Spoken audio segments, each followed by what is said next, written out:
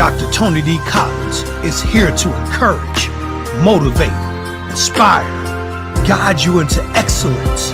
Your success matters. Your dreams matter. Sign up right now with Shepherd One Coaching and become a better you.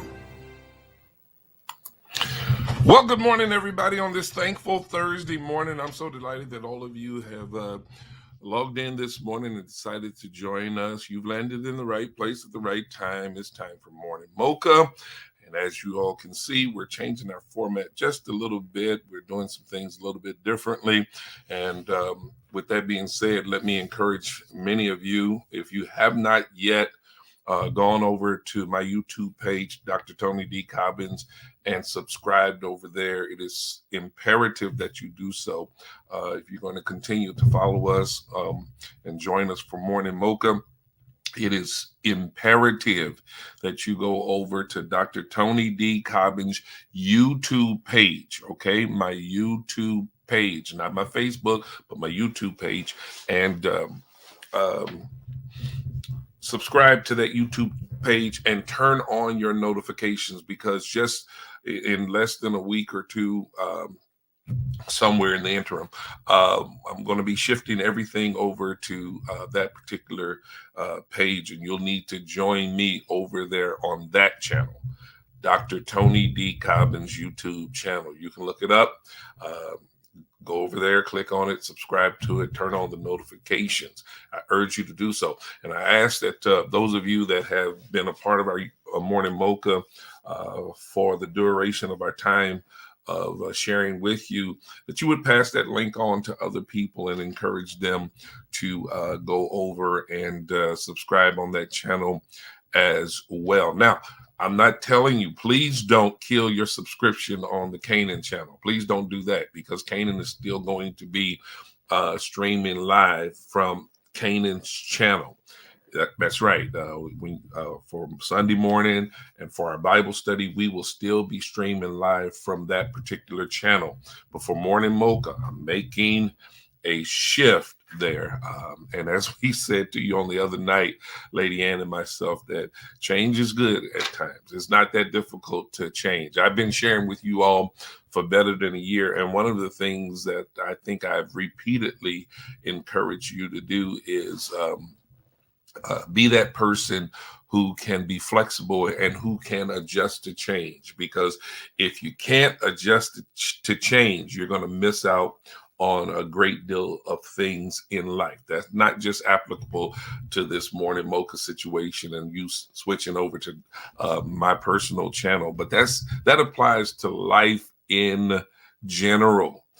You got to be flexible. You got to be able to make adjustments. Lady Ann and myself, we said on so many occasions that if there's one thing that COVID has taught us, or we should have learned from this whole ordeal of going through COVID, is that change is inevitable at times, and there's nothing that we can do to stop change. There are a lot of businesses and even ministries who have literally gone out of business because they were not prepared to make certain adjustments when this change was thrust upon our entire society. And I don't want you to be that person that's caught unprepared and haven't learned how to be flexible and make adjustments on the fly. I don't want you to be that person, but I want you to be that person who's disciplined and who's wise enough, who has enough knowledge and flexibility to be able to make changes on the fly, so that you might continuously move forward and progress toward the things that you really desire to do. Well, real quickly before I get into what I want to talk about today, what I'm going to share with you right now, it's going to kind of lead into what I want to talk about today. We know that today is opening day for Major League Baseball, and the Royals are having their opening day game on today. I think the game starts like at 3. We've left the football season in the rearview mirror. It's time for baseball season now. Let's get behind our Kansas City Royals and support our Kansas City Royals. Well, if you're not a Royals fan, get behind whatever team you support. Have a little fun with it. Live a little life. Live life, rather, and just enjoy life while you're living life. And so today, actually, I want to talk to you about winning ways. And as you all can see, most of you probably already know that I absolutely love sports. I love sports. I love football, basketball, and baseball in particular. Those are my top three when it comes to my love for sport. But what I love about sports, I love to see the extraordinary displays of athleticism, of the gifted athletes. I just love to see an athletic athlete perform at his or her highest level. I love the thrill of competition, watching opposing teams go back and forth, battling to see who's going to come out on top. As a matter of fact, if you don't mind me referring back to the game the other night, the KU basketball game wherein Kansas ultimately came out victorious and won the national championship for this season, it was a back and forth game. As a matter of fact, it started off very one-sided. The first half was very one-sided. North Carolina came out and they were literally putting it on Kansas. But then in the second half became much more competitive. First of all, Kansas had to climb back into the game. They had to do everything they could to erase that 15-point deficit that they had suffered from the first half. But after they got the game tied up, they started going back and forth with the lead changes. The lead changes changed so many times during that game. And ironically, it was shared at the end of the game. The sportscasters who were calling the game or who were doing the post-game show, they brought up the stat that each team actually led for a total of 18 minutes and 32 seconds each. It was just that even. And Kansas came out victorious. But it was an exciting game just to see those young college kids battling back and forth for what they would call basketball supremacy with regards to the 21-22 basketball season. I love it. I love that type of competition. But, you know, when it comes to the teams that I root for, I love to see my teams dominate from start to finish. And the reason why I love to see my team dominate from start to finish is because it's so much easier on my nerves. You know, when you're really pulling for a team and the game is real tight, or your team is playing from behind the whole game, it can be nerve wracking. You know, I know some of you may not be basketball fans, but you're football fans. And some of the games that the Chiefs were involved in this past season, man, I tell you, they were nail biters. It got on your nerves. Everybody remembers the 13-second miracle wherein the Chiefs beat the Buffalo Bills in the last 13 seconds of the game. But that whole game was back and forth, back and forth, back and forth, and it was just nerve-wracking. I'd rather see my team dominate from start to finish, but we know that such is not going to be the case all the time. But when a team is consistently good, particularly when they are winning championships with great frequency, in the sports community, they are often referred to as a sports dynasty. Once a team earns the label of sports dynasty, they are expected to win, at least favored to win the championship of their league every year.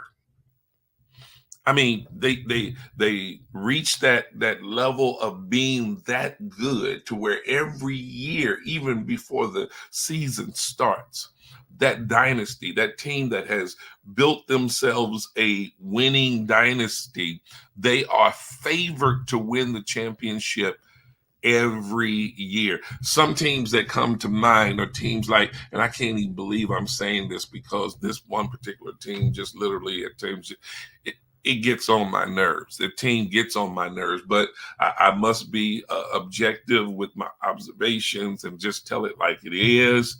I can't be biased just because I'm a Kansas City Chiefs fan. But one of those teams that immediately comes to mind when you talk about sports dynasties is Tom Brady's New England Patriots. Yeah, I had to go ahead and get that out of my mouth. You know, another team that has irritated me over the years, but you got to admit that they're just good is Mike Krzyzewski's, Coach K's, Duke Blue Devils, college basketball team. Yeah, you think of teams like the UConn Huskies, the women's basketball team.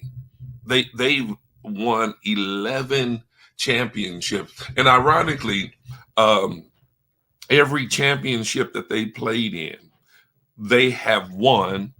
They were 11-0 in championships games until last week when Don Staley's South Carolina Gamecocks, the women, they beat the UConn Huskies, and that handed them their first championship loss.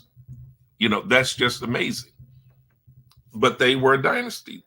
Those UConn women Huskies, they established a dynasty. When you think about dynasties, you can't help but to think about Michael Jordan's Chicago Bulls. You can't help but to think about Magic Johnson's Los Angeles Lakers, Larry Bird's Boston Celtics, baseball's New York Yankees. Now, I believe there's hope that one day our Patrick Mahomes and the Kansas City Chiefs will earn the label of a sports dynasty. And while we're at it, I hope one day that the Kansas City Royals can earn the label of a sports dynasty. But most everyone, even those who are not sports enthusiasts, they recognize many of the names that I just called, because when you win and you win consistently, people come to know who you are, and they come to understand what you are capable of doing. They will acknowledge what you are capable of doing. Listen, there's not just teams who have established themselves as dynasties, but there are individuals who have dominated their sports. People that come to mind are people like Tiger Woods, Serena Williams, Mike Tyson, Muhammad Ali, just dominated their sports, you know. And so, again, when you take all of this into consideration, when you think about these teams and these individuals who have accomplished great things in their area of expertise, in the areas of their giftedness, the questions are often asked: what makes sports dynasties so extraordinary that it causes them to be so dominant in their sport? Why are dynastic teams so consistent with winning? Why are some individuals able to dominate their sport year after year after year after year?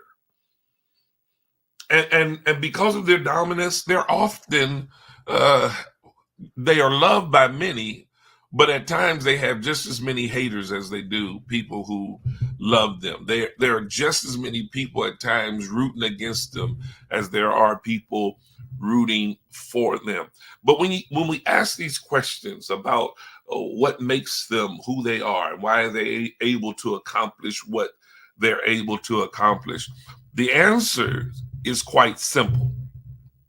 Teams and individuals who are dynastic or dominating in their sport ultimately have developed winning ways. Now, I believe that's the one common denominator between all consistently winning teams and consistently winning individuals. They have developed winning ways. For teams, it is a culture. I want you to get this. And what does that culture entail? It involves team chemistry. Where there's chemistry among a team, they're able to work very well together. They just click. It's like it's almost automatic what they do. It involves conditioning. They got to be in the right shape. They got to possess the right frame of mind. They must be consistent in keeping themselves on top of their game. It involves collaboration. The collaboration involves getting together and having a plan, a game plan for how they're going to do what they are going to do, what exactly it is they intend to do. It's not just as simple as saying, well, we're going to be winners. Well, if you're going to make that kind of blanket statement, the next question that must be asked is, how are we going to win? What are we going to do to win? What's our plan? And it takes brilliant minds to come together, to put together a game plan, a strategic game plan. They have to collaborate on how they're going to approach the game and then how they're going to execute their plan. Then it involves cooperation. Everybody must be willing to cooperate, got to be on the same page if they're going to be a winning team. I want you to get this. Again, it takes chemistry, conditioning, collaboration, cooperation, and it takes consistency. You got to be consistent with what you do. Anything that you do and you're going to do it well, you must develop consistency in doing what you do. One of the things that I really hate to experience is when I go to a restaurant and the first time I go there, the food is just really good. It's excellent. And my wife and I decide, okay, this is a place that we can come frequently because of the quality of the food. But then over a period of time, the quality starts to drop. The food stops being as consistent. The food preparation is not as consistent as it has been in the past. And when that happens, we start to frequent that place less and less. And ultimately, we stop going altogether. Consistency is very important if you're going to develop winning ways. And then lastly, it involves regimented routine. We used to hear it be said that practice makes perfect. My music teacher said, no, that wasn't enough for her. She said perfect practice makes perfect. But, you know, the reality is, I talked about this yesterday, it's really impossible to do anything 100% perfect. But you can always operate consistently on a level of excellence. And as I explained on yesterday, when you're striving for excellence, it says that you're working to build on becoming better as time goes on. So what does that mean? If I'm operating in excellence, then I ought to be better tomorrow than I am today. Why? Because moving from today to tomorrow, I become determined that I'm going to become better. So therefore, I must develop some type of regimen or routine that will help me to get better.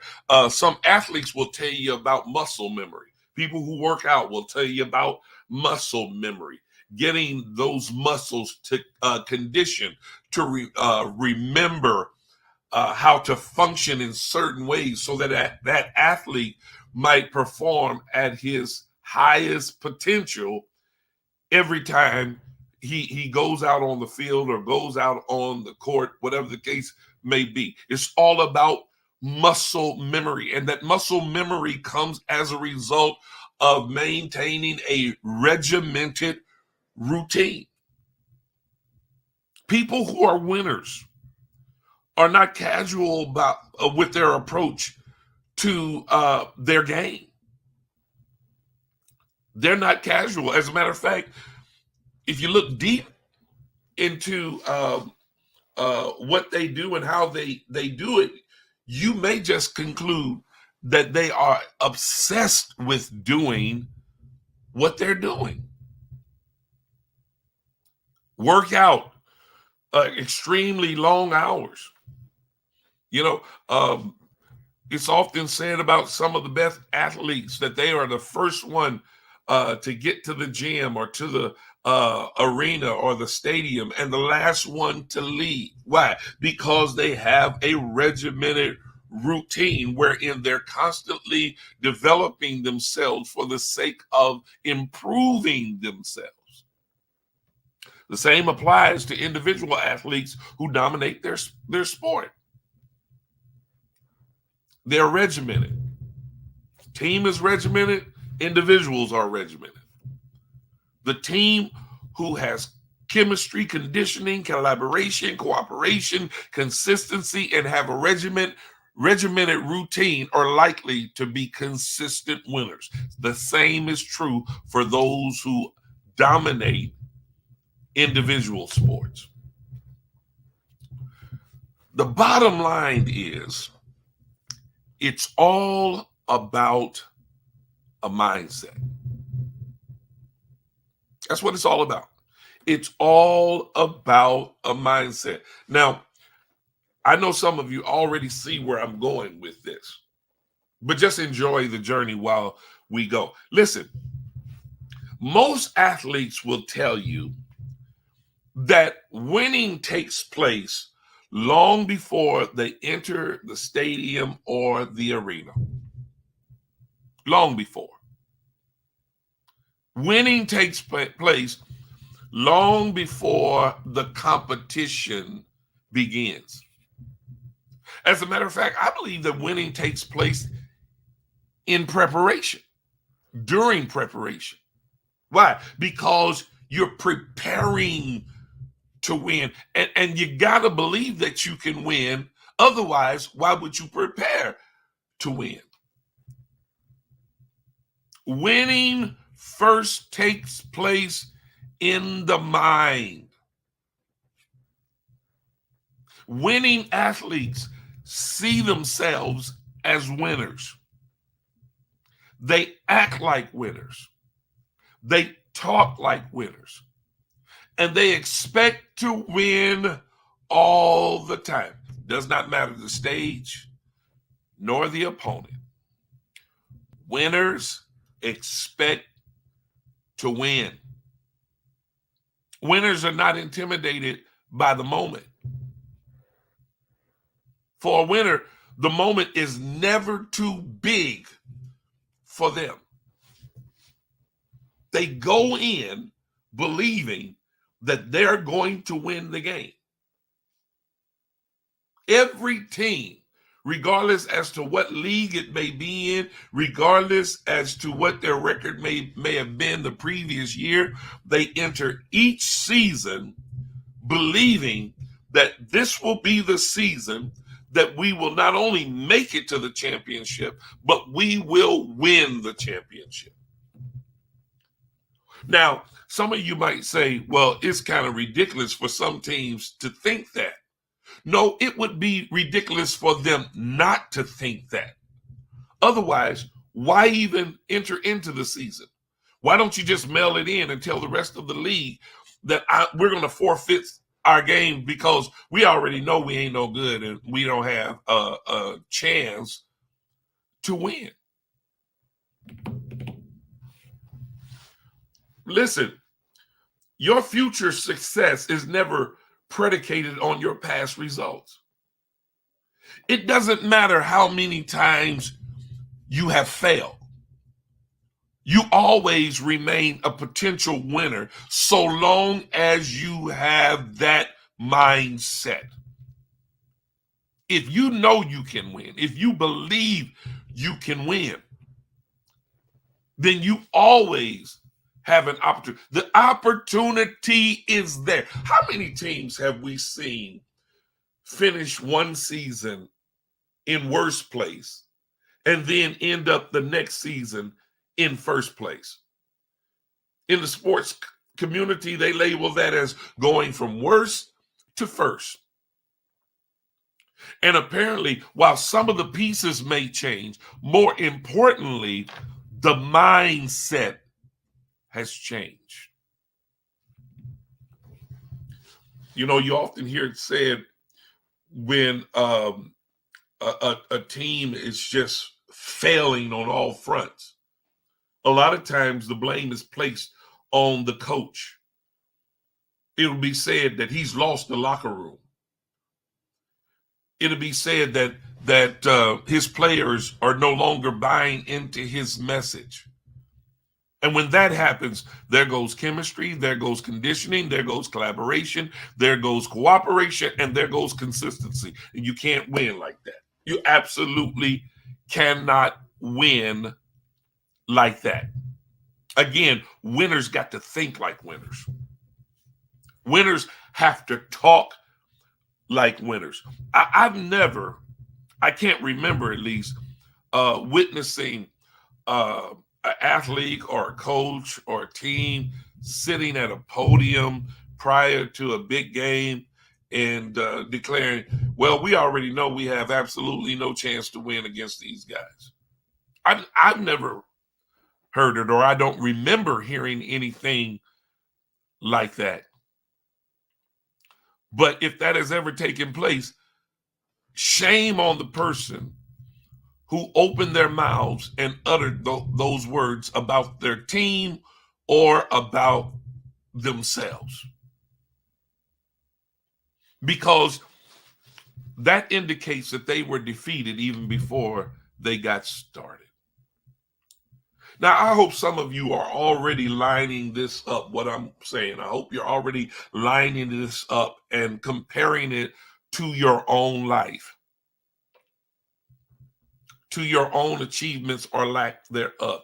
I hope this is opening up some insight to you as to why you may not be as successful or have achieved as much as you desire to achieve. It might be because of your own mindset. You might be defeating yourself before you start with your own words.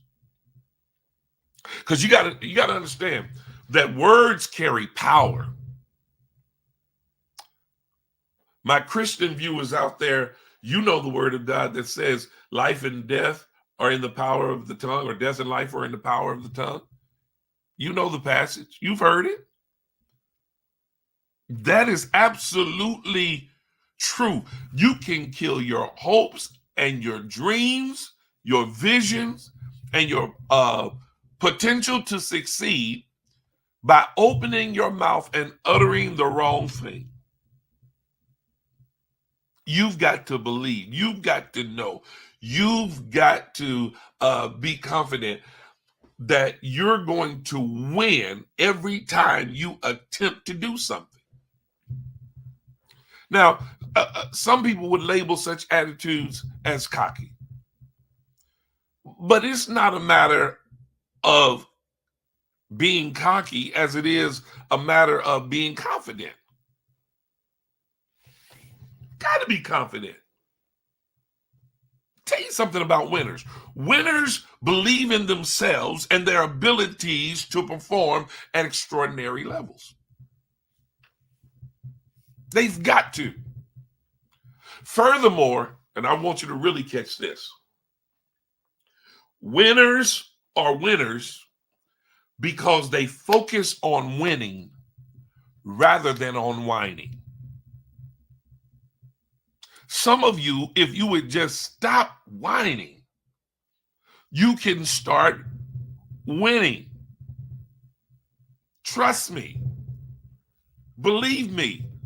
If you would just stop whining, you're using all your energy to whine, whine, whine, whine, whine. That's why there is no win, win, win, win, win in you. You're focusing on the wrong thing. Instead of complaining about everything that's coming up against you, just stay in the game and keep doing the work. Now, watch this. I've watched games wherein athletes allowed the bad calls of the referees to get them off their game. I've seen it happen on so many occasions. The calls are not going their way. So instead of digging in deeper and putting even greater effort into what they are doing, they're spending their time whining and complaining to the referees or umpires. And the reality is their whining and complaining is not going to change a thing.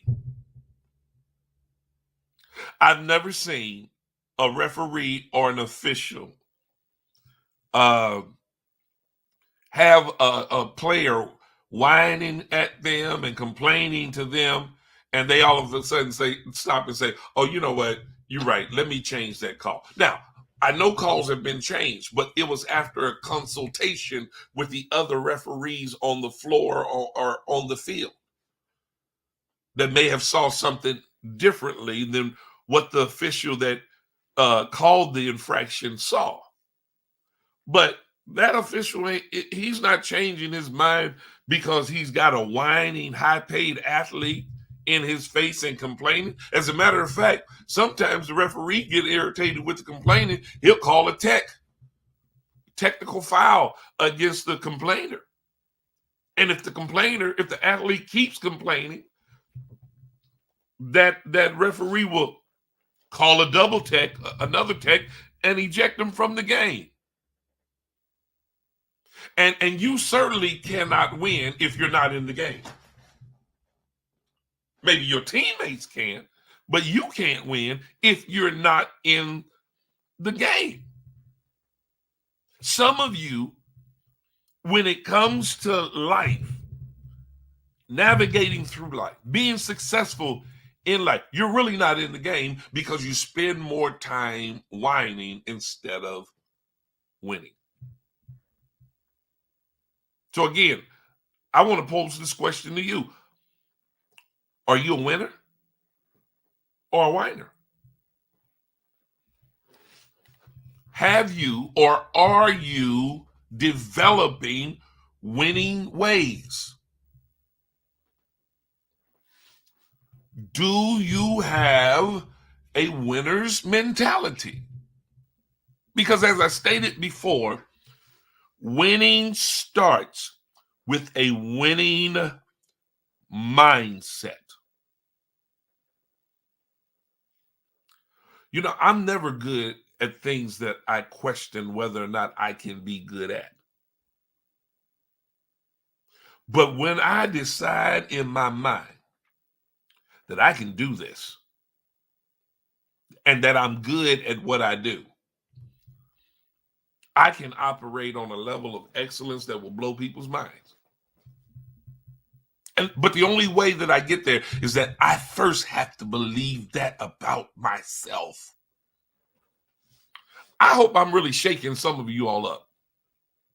I hope I'm making you very uncomfortable because some of you simply need to start believing in yourself.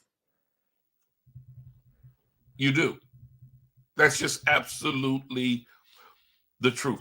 Now, I want to give you 7 things you must do to develop winning ways. Are you ready for it? Do you want to receive this? Here they are. Number 1, you must see yourself as a winner. If you can't see yourself as a winner, you will never be a winner. It starts with your own perspective of yourself. It starts with you envisioning yourself winning and being a winner. Number two, let me get it up here. I want to put it on the screen for you. You must be determined to win in life. If you're not determined to win in life, you will fizzle out with the pitfalls of life. Any little thing that comes your way is going to be so discouraging that you're just going to give up and throw in the towel. Got to be determined. It must be your life's aspiration to win in life. It must be a priority for you to win in life. Number three, you must be determined to be extraordinary. Otherwise, you'll remain average, you'll fall back into the pack, and you will only win occasionally. It's not that you won't ever experience winning moments, but you don't want to just experience winning moments occasionally. You want to be a consistent winner. You want to be that person who's winning all the time.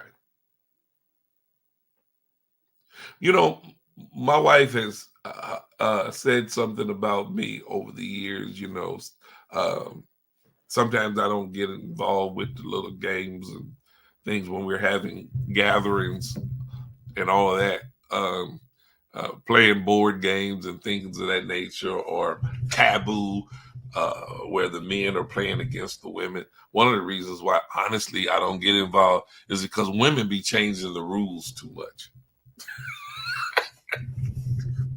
The men are going to lose every time because the women change the rules. And then if we don't go along with it, they get mad at us as men. And then we men wind up in the doghouse. But my wife used to say all the time, you just don't want to play because you hate to lose. Full disclosure, yes, I hate to lose. I hate to lose. Anybody who's in their right mind hates to lose. I don't want to be a loser. I want to be a winner. Yes, that's what I want to do. And I want to win all the time, every time. I'm not a sore loser. I'm a disappointed loser. But the reality is, I'm never a loser because I win all the time. Some of you probably say, oh, come on, Dr. Cobbins. Oh, come on yourself.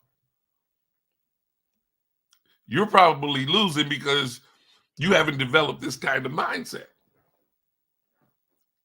How about changing the way you think? Be determined to be extraordinary, not ordinary. Anybody can be ordinary. But it takes someone who's willing to put in the work to become extraordinary. Wow. That leads me to the next point. You must be disciplined. Winning doesn't occur by osmosis. It's not just going to come out of nowhere. It isn't just going to happen just because you say it's going to happen. You must walk the walk and talk the talk. You must discipline yourself to become a winner. You must be most disciplined if you're going to be a winner. And that discipline lines up with your regimen and your routine. It helps you in the area of consistency, which is my next point. You must be consistent. If you're going to be a winner, you must be consistent so that you'll know what winning feels like. Gotta be consistent. Man, no one enjoys watching anyone who's not consistent with what they do. See, listen, when you're consistent, it raises expectations. It raises the expectations that others have of you, which could be a good thing because it says that they admire what you do and they have become confident in what you do. But it also raises the level of expectation that you have on yourself. When you're consistent, you gain that confidence of knowing I can do this. As a matter of fact, when you're consistent, you start to get so good where you're able to tell people, hey, I can do this in my sleep now. That's just how consistent and how good I am. Number 6, you must be a conqueror, not a complainer. Again, focus on winning, not on whining. See, when you focus on winning and not on whining,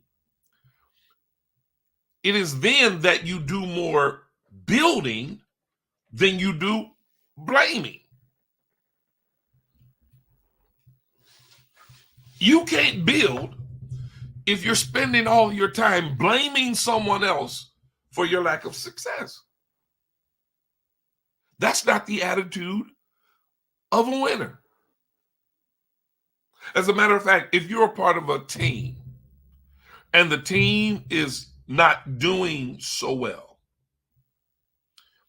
you're an awful poor teammate, awful poor player, if you will, if after certain things are said and done and they didn't come out in your favor, let's say you didn't win at a particular thing, and then when you're having post-event discussions with people, you're spending all of your time saying, well, we would have won if it wasn't for so-and-so, or if it wasn't for so-and-so, if it wasn't for this, or if it wasn't for that. You're blaming your teammates, but you're not looking at yourself. And the reason why you do that is because you don't have winning ways. You don't have a winning mentality. You don't have a winning mindset. I believe that true winners, especially those on the team, know how to lift up their teammates and encourage them even when things are not going so well. They're motivators. Now, they may express some harsh realities with their teammate in private, but in public, they do everything that they need to do. They say the right things to lift their teammates up rather than pushing them down. I mean, think about that. You think about the Michael Jordans of the world and the LeBron Jameses of the world and the Tom Bradys of the world and so forth and so on, the Magic Johnsons and the Larry Birds and all of those guys who were considered to be leaders of their winning dynastic teams. The record is those athletes help those around them to become better. When you are a winner, you have the ability to work with what you have and raise it to another level simply because of your presence, your culture, your mindset, your attitude, that culture that you're creating around you. You let everybody around you know I'm a winner and I intend to win. And then you send the message to others, you're a winner as well. And if you're not thinking like a winner, If you're going to hang around me, I'm going to do all I can to push you to thinking like a winner. Is this making any sense to you all? Is this helping you at all? Again, these principles are applicable to daily living. Got to have that mentality that you are a winner. And then the last thing, the seventh thing I want to share with you is that you must finish what you start. My dad used to say this all the time, and I'm not saying it was an original quote from him, but he used to say it all the time. Winners never quit and quitters never win. That's a reality. That's the truth. Winners don't quit, they retire. They finish what they started, then they retire. Some of them don't even know when to retire. They rather wear themselves out rather than walk out. Tom Brady. Tom Brady retired for 5 minutes. And then he came back and announced, no, I'm going to be back on the field this fall. You have to admire about the man that if he feel like he still got it, I'm not crazy about it. I tell you that right now, because there was a couple of times that I felt like our Kansas City Chiefs should have came out on the winning side of some of those competitions that we had with the New England Patriots. But because I'm a winner, I'm not going to complain. I'm not going to whine. I just deem my team a winner anyhow because they know how to win. Does that make sense to you all in all sincerity? You can't be a quitter if you're going to win. See yourself as a winner. Be determined to win in life. Be determined to be extraordinary. Be disciplined. Be consistent. Be a conqueror, not a complainer. And finish what you start. If you haven't been winning, if you embrace these principles that I've shared with you, man, get yourself ready to start winning. Get yourself ready to start winning. Expect to see things turn around in your situation. Become that person who's determined, I cannot lose.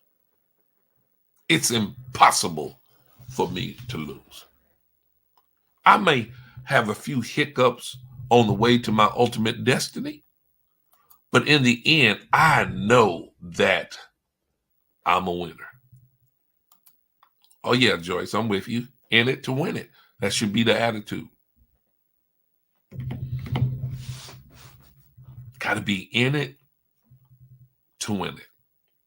So again, as you go off of here today, as we sign off, I want to encourage you to develop winning ways. Those of you that are part of a team, those of you that are giving leadership to teams, start to do what you have to develop a winning culture around you. And as a team, when one wins, everybody wins. Well, y'all, that's it for me today. I hope I've challenged you. I hope I've encouraged or inspired you to get on down that path toward winning. All right. Once again, as I mentioned on the front end of this session, I want to encourage you, please don't forget to go do it now. Stop procrastinating. Go over to Dr. Tony D. Cobbins' YouTube channel. Subscribe to the channel. Turn on the notification. All right? Will y'all do that for me? Because I want you to hang with me. I want you to stay with me. When we make our shift, winners know how to shift. Winners know how to make adjustments. It goes back to Monday night's game with KU and North Carolina. The sportscasters and knowledgeable coaches and players will tell you that when the Kansas Jayhawks were down by 15 points at halftime, they went into the locker room, and the team, the coach, the staff, everybody, they decided that it was time to make some adjustments. And they only won because they made the necessary adjustments. If you're going to keep winning by hanging with us on Morning Mocha, make the adjustment. Go over there and subscribe to my YouTube channel, my personal YouTube channel. And let's keep winning together. God bless y'all. Y'all have a blessed, wonderful, and prosperous rest of your day.